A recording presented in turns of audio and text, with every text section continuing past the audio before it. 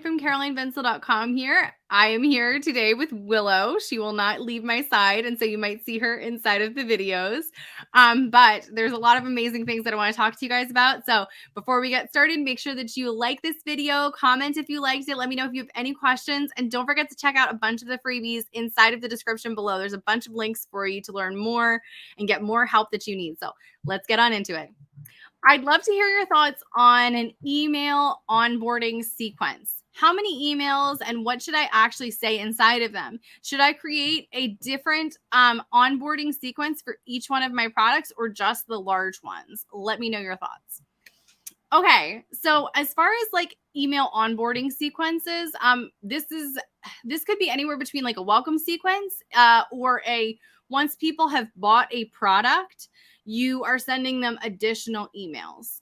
I like to do that when people buy my stuff. I have sequences that are set up, and this is actually, believe it or not, for a lot of my products, this is actually a new thing that we've started doing, is saying like, hey, you know, after 3 days, hey, how are you liking it? Have you made it to module 2, lesson 3, and watch that video? It was one of my favorites. You have to go check it out. See you in a few days. And kind of pointing them back to the product that they bought, or to, if you don't have if this is like for a welcome sequence, and you're trying to get them to eventually want to join your membership program, buy your course, whatever it is that you want people to have on their path, like inside of your welcome sequence, wherever direction you want to send people, all of your stuff should be kind of pointing them in that general direction in every email that you send.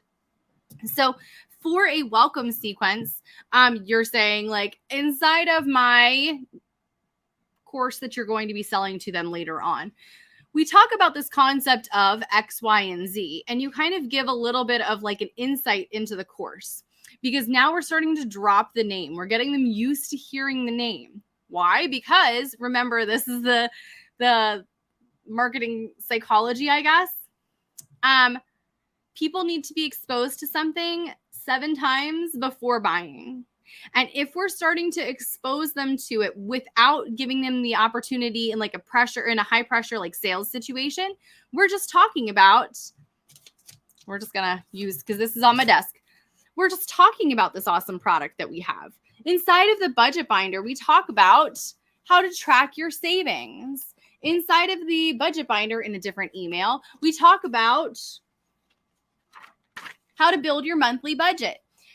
So we're still kind of dropping breadcrumbs along the way, pointing people along this path that we're taking them down, because that's what it is. It's all a path. It's all a journey. Every single one of the emails that we send has a purpose.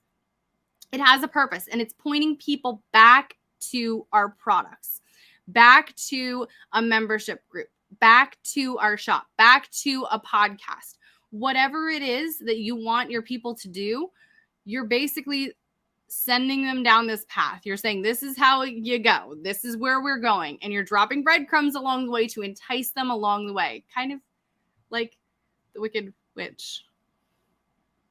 Unintentional. That was unintentional. But that's really what it comes down to. So like, as far as how many should you have, I heard this said before, and I'm going to say it now, and I didn't like it then, and I'll elaborate.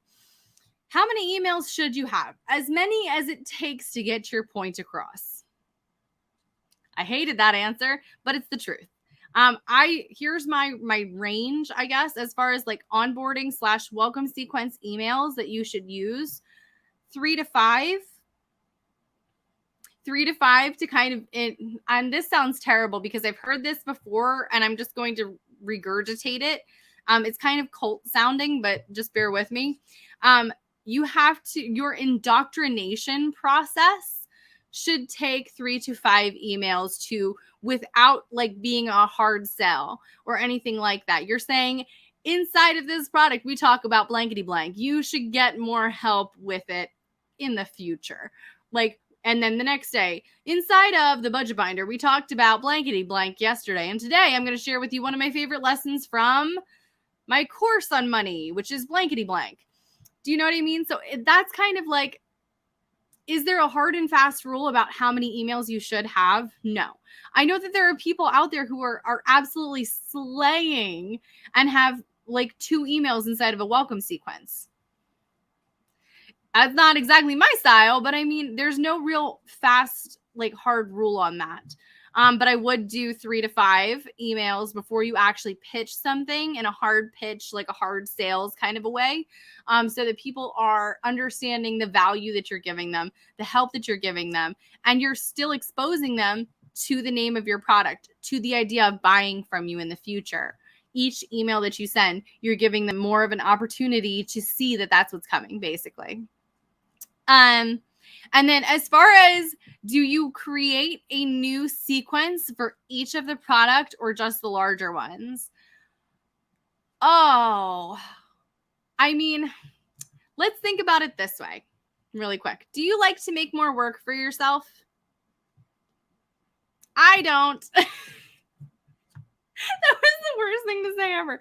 But that's ultimately the truth is, if you want to make more work for yourself, you can set up a brand new onboarding and welcome sequence for each one of your different products that you have, where you are trying to get people to sign up for a different program, to sign up for product A when they just bought product B. I don't think that there's anything wrong with doing that. However, when you are first starting out with your welcome sequence, when you're first starting out with your onboarding sequence, when you are in the very early infancy of learning how to build these emails for the or for the sole purpose of getting people to buy from you, it's a process to learn. It takes time. And so why am I saying this? Because I think that it's important to not burn yourself out trying to make a brand new welcome sequence for each one of your products. Let's just say and this is very conservative, but let's just say you have 5 products right now. That means that you're going to have to write 25 emails at the very minimum. And then you're going to have to make an additional 5 emails that are for this sale of this product in the future. So you're going to have to make 50 emails. That sounds like a lot, especially when you're first starting out. So here's my recommendation is that if you do not have a high converting welcome sequence just yet, if you do not have a tripwire reoffering sequence that is high converting, if you do not have a product, no, that's not the right word, flash sale, if you don't have a welcome sequence that is already proven to be working right now, do not go out and make 5 of them right off the bat. Start with one. And if you need to, point your traffic that is relevant to that one. Pick your favorite product. Pick your highest converting product.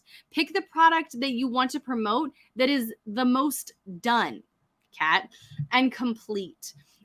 Pick the one that is easiest for you to do. The reason being is because this is a process and you need to learn it before you can start to apply it across the board to all of these different products that you have. It's really easy when we first start out making products to want to create. And then we turn around and say, yeah, but I'm not making enough money from my products just yet. You're right. It's because you have 8,000 products, but you're not selling any of them. You're not marketing any of them. And that's where the problem comes in. So start with one. If you're starting or if you're trying to figure out like how many different things you need, start with one. Point everybody who could benefit from that product. If you have different segments of your audience, let's just say you have 3 different segments. And people who are in segment number 2 could really benefit from hearing more about the product that you've already finished. It's already done. The sales page, works. You know that it's a really good fit for your audience and everything. Like you don't have to test out this product. You know that it's ready. And you're going to make that welcome sequence, that onboarding sequence for that product, pointing people to that product. And point all of your people who are related to audience segment number 2 point them all to that new onboarding sequence so that you can start to test it out and see if it works. And if it works, and awesome, then you can apply that same formula to another product going forward, and another one, and another one. But don't try to go and start throwing spaghetti for 5 different products all at the same time. Just trust me on that one. Just absolutely trust me on that one. All right, guys, I hope that helped. Willow and I are signing off for the day. Don't forget to leave a comment if you have any more questions. Don't forget to like and subscribe, and I will see you guys next time. Bye.